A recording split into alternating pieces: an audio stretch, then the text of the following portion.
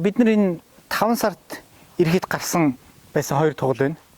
Тэгээ манай энэ хард хартан тоглол болохоор шүдлэн гунжны тоглол. Тэгээд шүдлэн гунжны тоглол болохоор би жижигэнтэй байх болов гэсэн чинь одоо энэ бүдүүн үнэний тоглол энэ хажууд нь байна. Бас яг адилхан 5 хоногийн зөрүүтэй. Тэгэхээр тэрнээс хамаагүй би ирэхүү.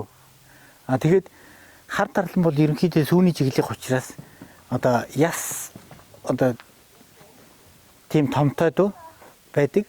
Гэхдээ булчингийн хөгжил бол ерөнхийдөө муу байдаг аахгүй.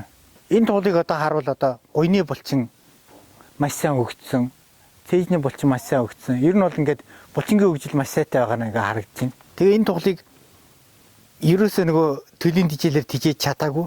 Нэгдүгürt биднэрт нөгөө малчин байгаагүй. Төлийн дижээлэр тижээж чадаагүй. Яагаад ингээ ийм том болсон бэ гэхээр их нь өөрөө байнга энэ хажууднаас нөгөө 7-7 долоочдөг гэсэн мимо 7-цоо. Тэгээ энэ тоглоноос ихийгээд хагаад мимо 7-7 долоочдөг. Тэгээд их нь 7-7 байгаа учраас сүү сайтай байсан учраас ийм биерхүү лагс чамбай болсон гэж бодож байна. Тэгээ гүзээний хөгжил болохоор байхгүй. Хоёр тал нь ерөөсөө хоёул яг адилханд бол байгаад байгаа.